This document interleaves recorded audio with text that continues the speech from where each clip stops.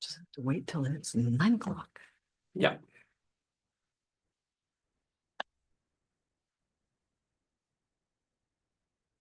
Did you guys study traffic? How do you feel about the roundabouts they want to put on MST?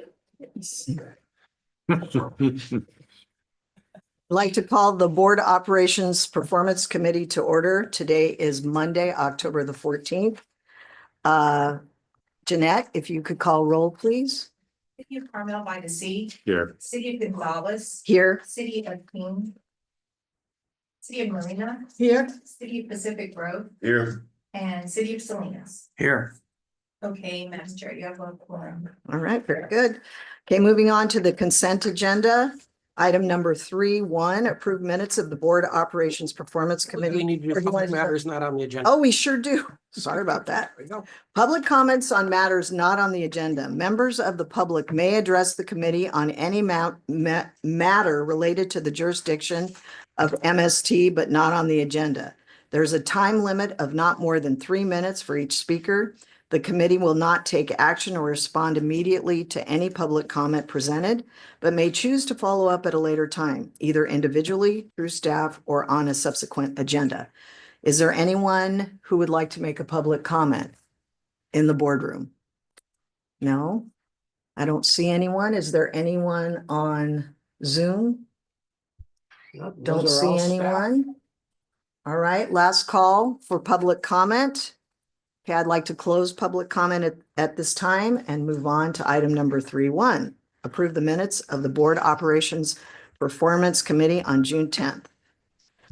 Is there any discussion? Does anyone need to pull anything at this time?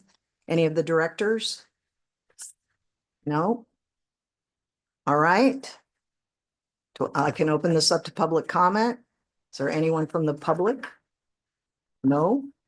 Closing public comment. Do I have a motion for approval? Motion to approve. From Joe Emilio. Do I have a second from Tony Barrera? All those in favor? Aye. And I will abstain since I was not there. Thank you. Okay, moving on to action items. Item number 4, review of operations performance. And this is Mr. Sidora. Yes, thank you, Chair. Ridership just continues to grow. We since the implementation of the Better Bus Network, we've increased ridership by 46% over fiscal year 2022 in 2 years. That is a much higher growth rate than I've seen many of our peers. We are seeing standing loads. That has created an issue for us, though, too much of a good thing, especially in South County. We've forced ourselves to implement a no standing policy on the line 23 along Highway 101 due to the unique safety issues that are presented on Highway 101, especially between Chular and Salinas, where you have open access roads with semi trucks coming out of the fields, especially during this time of year, pulling out in front of traffic. We often, experience sudden braking situations and having standees on board our buses, even though it's allowable and legal under state law. We have determined that it's an unsafe situation for our customers. And so how we are handling that for the immediate future is we are staging Soledad and then turn around and come back, because that's when the loads lighten up a little bit. And coming north, we go from King City to Soledad and turn around.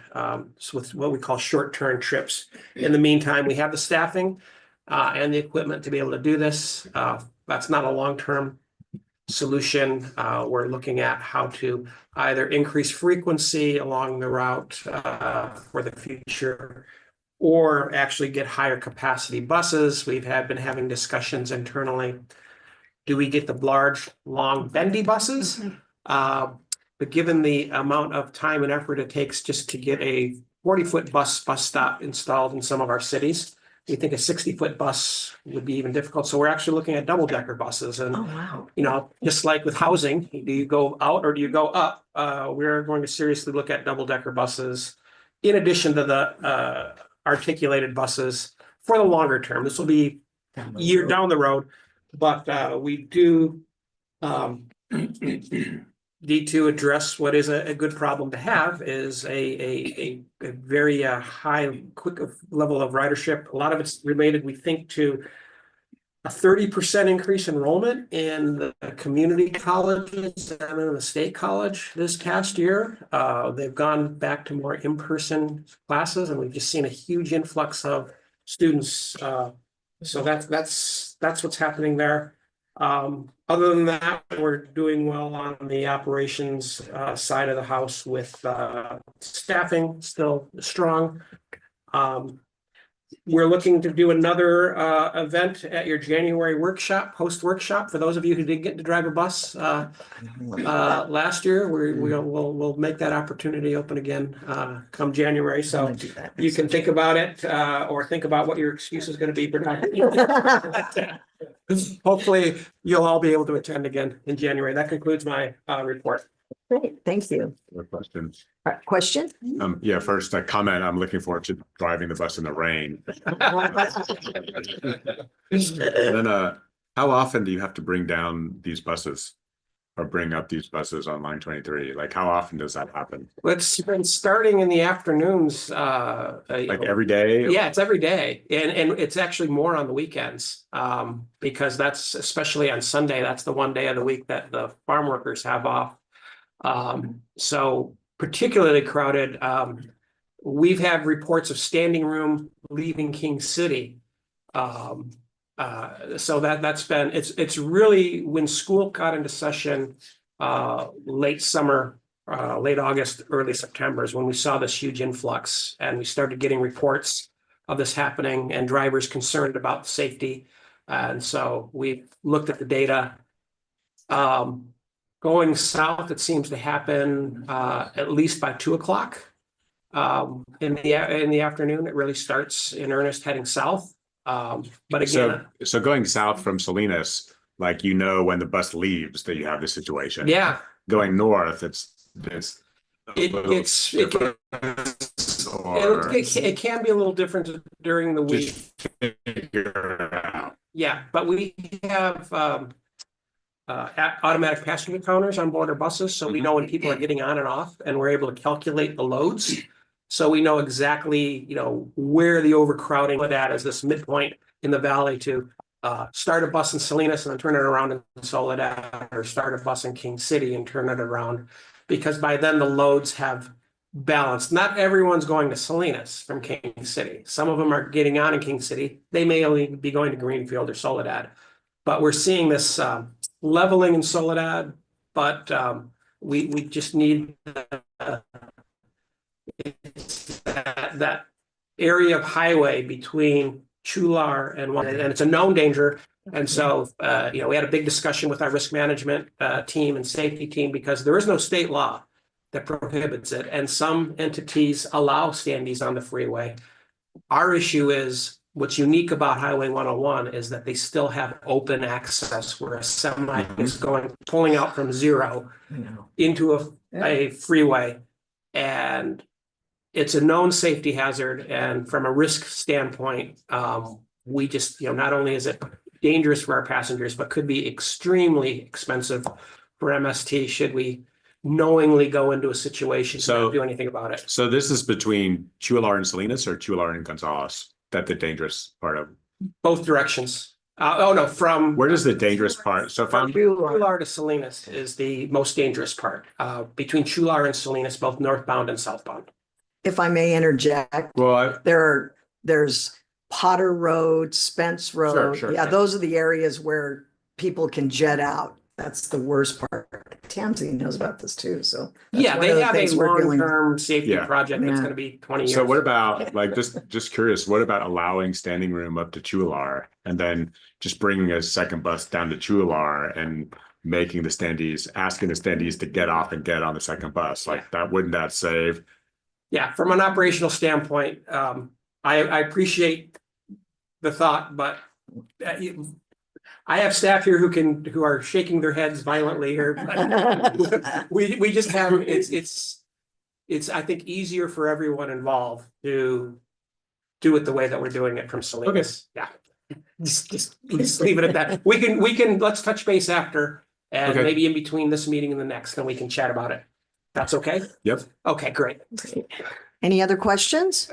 Yes, I had a question. Yes. Thank you for that solution. Have any passengers ever been forced off the bus? We were leaving people behind to catch the last bus, and then the last bus of the day, you know, we're gonna let everybody ride, but we were getting comments from the drivers themselves saying, I'm not comfortable Mhm. allowing the folks to stand. Because if we have a sudden braking instance, you know, you're holding onto a stanchion, but that's not gonna hold very long, and I don't want a projectile coming through the bus. Yes, that is dangerous. Yeah. But with the one extra bus solves the problem Yeah, at the moment. yeah, Okay. yeah, we're not having Yeah. that large of a overflow. An extra bus staged predictably throughout the day will solve the problem until we can then fix it with a schedule. We'll actually then schedule these buses in at some point, and then we'll start looking at larger buses. So that's how we respond to this in evolutionary The crux of steps. the problem. Right. Thank you. Okay, any other questions or comments from the directors? No? Okay, moving on to item number 42. Madam Chair, public Oh, comment. public, is there any public comment on this matter? And there's no one online asking, and no one in the room. All right, close public comment and move on to item number 42. Receive updates on MST's mobility programs, and this is Christy Sugabo. Am I pronouncing your name right? It's actually Sugabo. Sugabo, got it. Thank you. All right.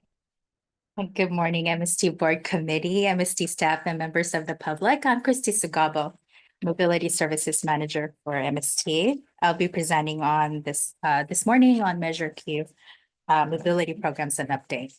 Next slide, please. So to start off, I would like to introduce my team members. We are a team of 7. I work with such amazing individuals. Ruben Gomez, our mobility coordinator, and 5 mobility specialists. Leslie Van Dalen, Johanna Reyes.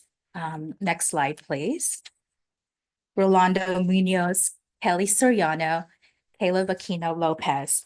Each of my team members are excellent at the work that they do for MST's mobility programs and services. Next slide, please. So my update on Measure Q funded programs and services include the Navigators Volunteer Program, Rides Eligibility, Travel Training Program, the Taxi Voucher Program, the Transportation Reimbursement Incentive Program trips, and the Senior and Veterans Shuttle. Next slide, please.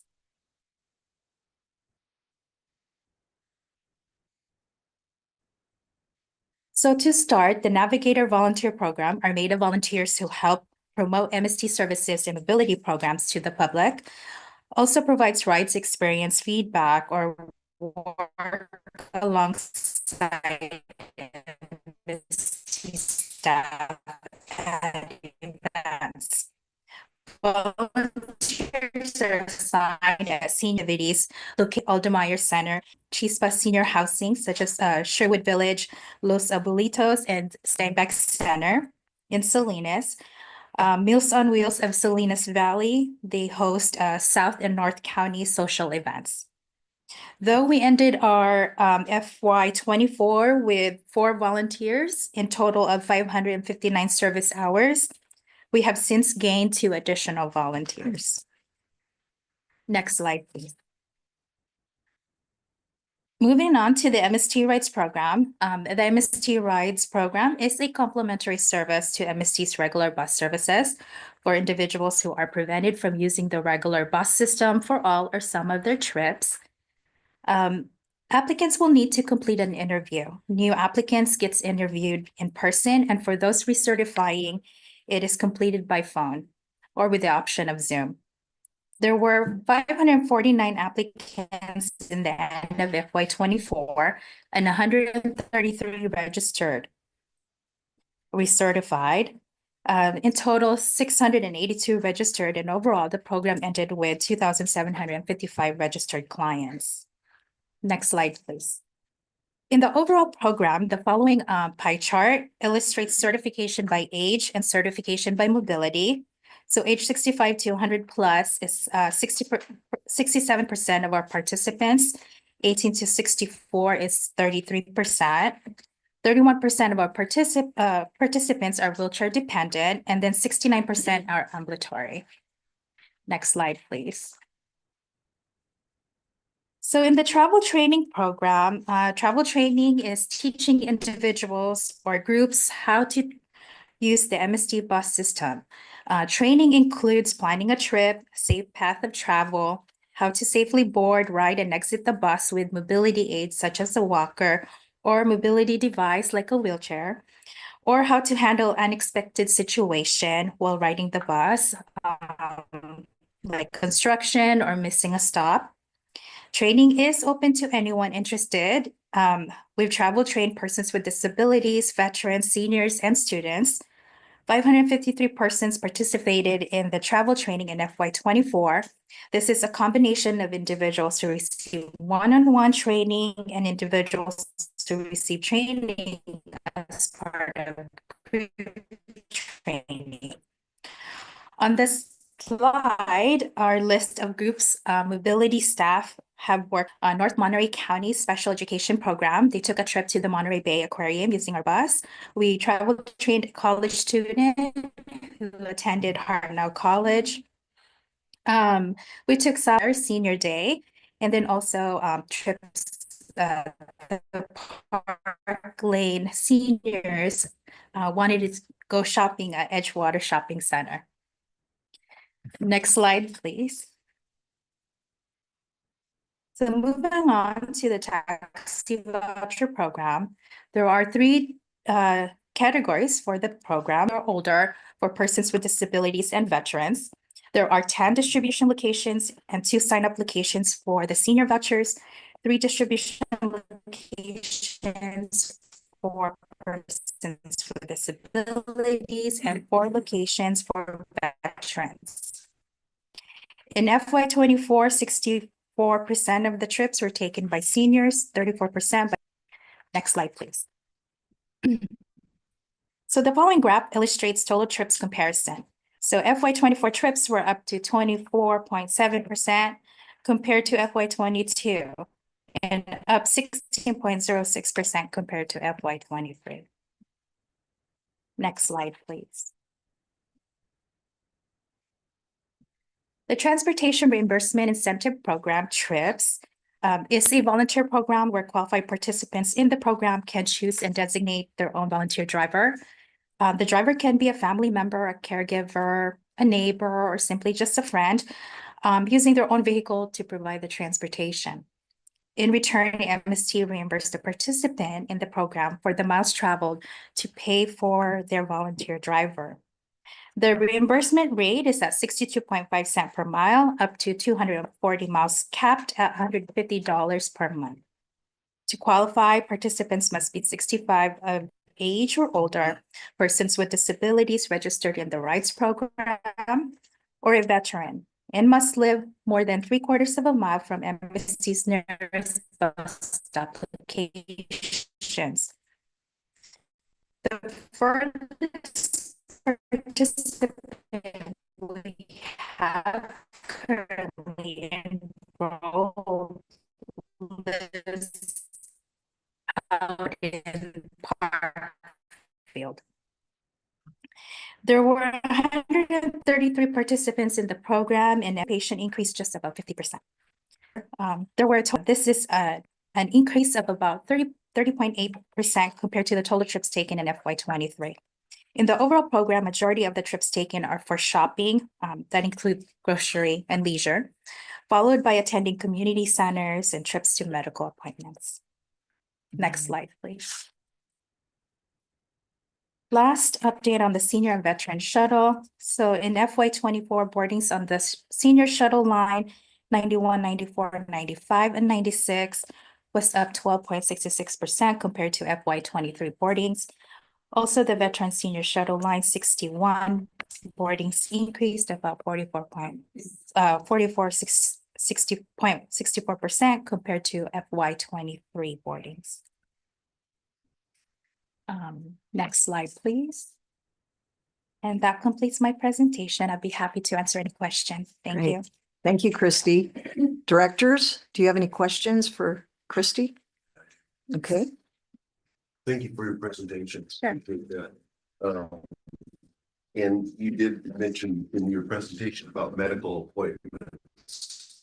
So I'm going to give you an example. I haven't talked to the person yet, but the person in Pacific Grove had emailed me, but I haven't talked to her yet. But it sounds like I noticed the medical appointments. In other words, if a person is dropped off at a medical appointment, let's just say here, and when they're ready to go back Civic Grove, how do they, I guess they bring them back to their home address? Just for my clarification, are you referring to our MST rights program? It could be, I'm not sure. Okay. I'm just curious about Sure. particular program. So with the MST rights program, that's the program I mentioned, complimentary service to our fixed route services. So the way it works for reservation is essentially if one were to take a trip, specifically say medical appointments, because you have to reserve both pickup from home and return trip, the client must kind of estimate what time the return trip should be. Because, for example, what we normally suggest, I meant, they want to tentatively 9 o'clock. So arrival time, give themselves at least 15 minutes leeway. So arrival time would be at least 9:45 because there's a 30-minute window between. So it can arrive at your pickup location 15 minutes before or 15 minutes after. So then your return trip, we normally suggest at least give it about an hour and a half. Depending, because you're kind of, it depends on your doctor's appointment, you know your doctors. And so you're better to schedule your return trip at a later time, because if you finish early, you can always give reservation a complimentary call to let them know that they're available for pickup. And then if they are going to be running late, they can always call reservation as well to let them know that they're running behind schedule. Okay. that's a long And time. then, so if, and maybe Carl could answer this question, if the person, when I make contact with this particular person, I could tell them to email you or you, Carl? You can send me the contact info and I'll get it to Christy, Okay. and Christy can make Sounds contact. And Kirsty was speaking specifically to the MST rights program, and the MST rights program is, there's specific ADA regulations that we're trying to meet. And that's why we have the taxi voucher program. Okay, The taxi voucher program is more on demand that day in the moment. You can, if you have your taxi voucher, you can make a call for a taxi and a taxi can come pick you up and take you where you need to go. If you're a person, if you're a senior, a veteran, or person with disabilities, you're also eligible for the taxi programs. And for those types of open-ended appointments, it might serve you better to use a taxi cab than to use the MST rights program. okay, well, thank you, Carl. The other thing I was gonna mention, you mentioned several places about the ride the bus volunteer with us, and just, I would say Schultz Park was my preschool, so. So, That's great. Just, Preschool. And that was just a while ago. I want you to know, Jeff. I didn't even go to preschool.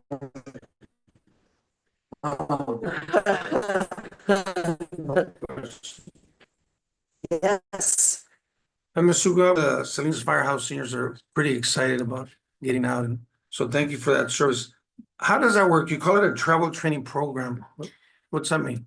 Yes, so our travel training program, well, we offer what's called individual travel training and group travel training.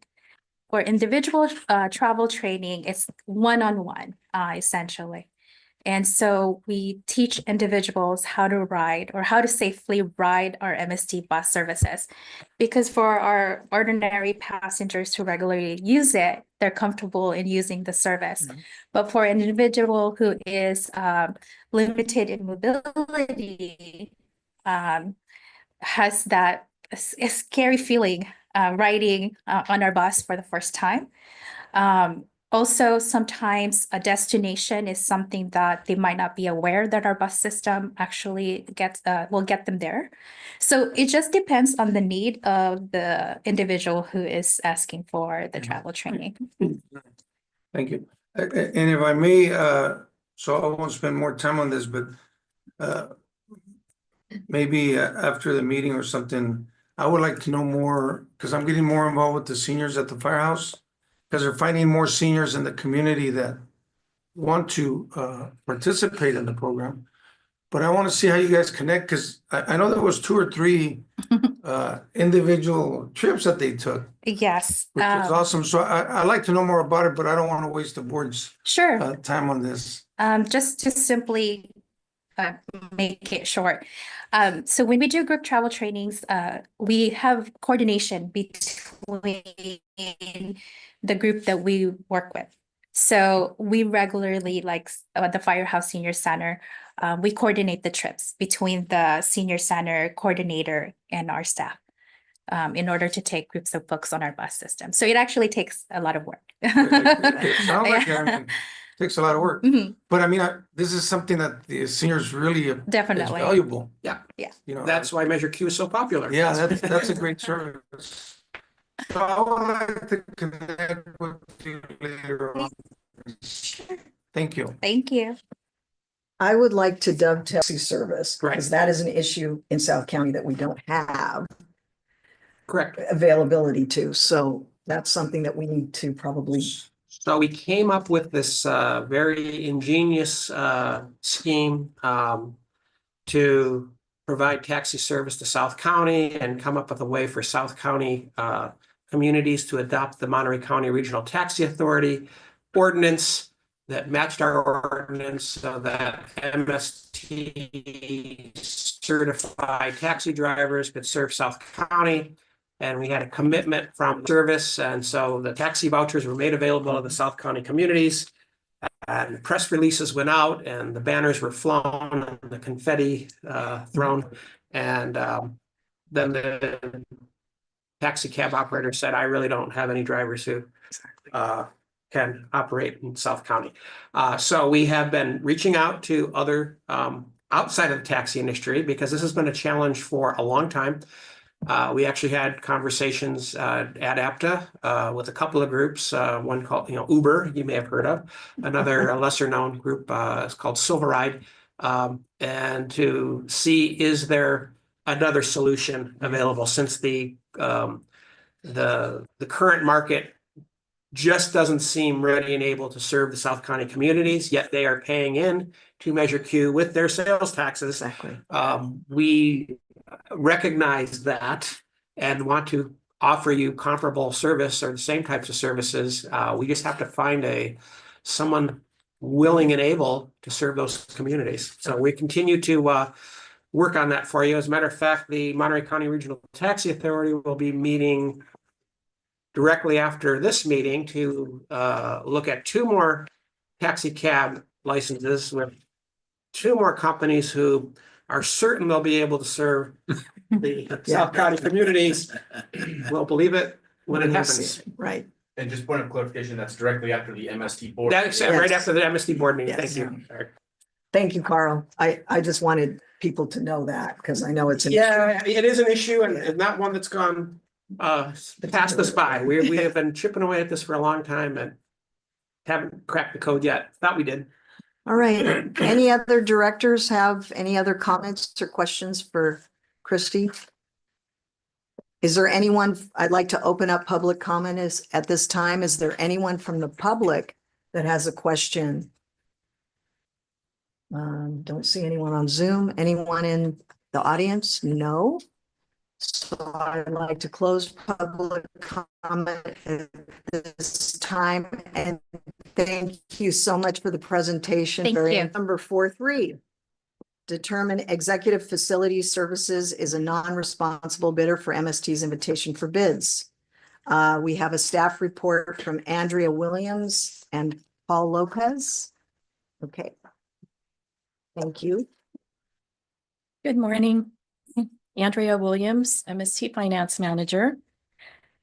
I am here on behalf of MST staff to recommend that this committee determine Executive Facility Services is a non-responsible bidder for MST's invitation of bids number 25-02 for janitorial service and reject their bid. Janitorial services are included in the fiscal year's 25-26 budgets. All services will be covered by the board-adopted budgets in future years.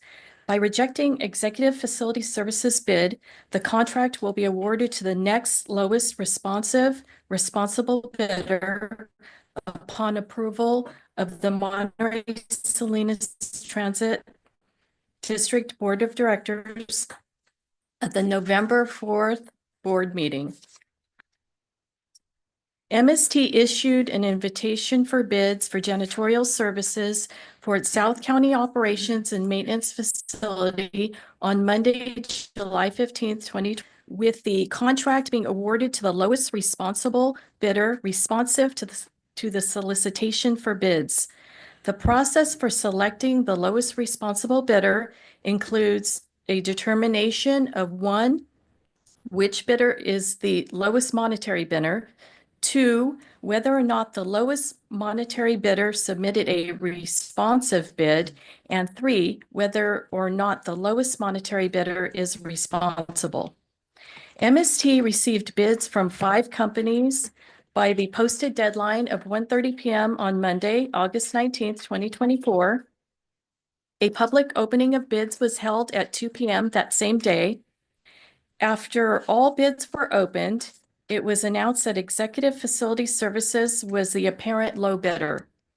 MST procurement staff reviewed EFS's bid to confirm it met the requirements of the solicitation for bids. While their bid documents were responsive to the IFB, MST procurement staff had concerns regarding past performance during EFS's last contract period with MST. In 2023, MST elected not to continue with EFS for similar janitorial services due to the ongoing issues outlined in Attachment B of this report. MST staff then reviewed whether EFS was a responsible bidder for the current janitorial services contract.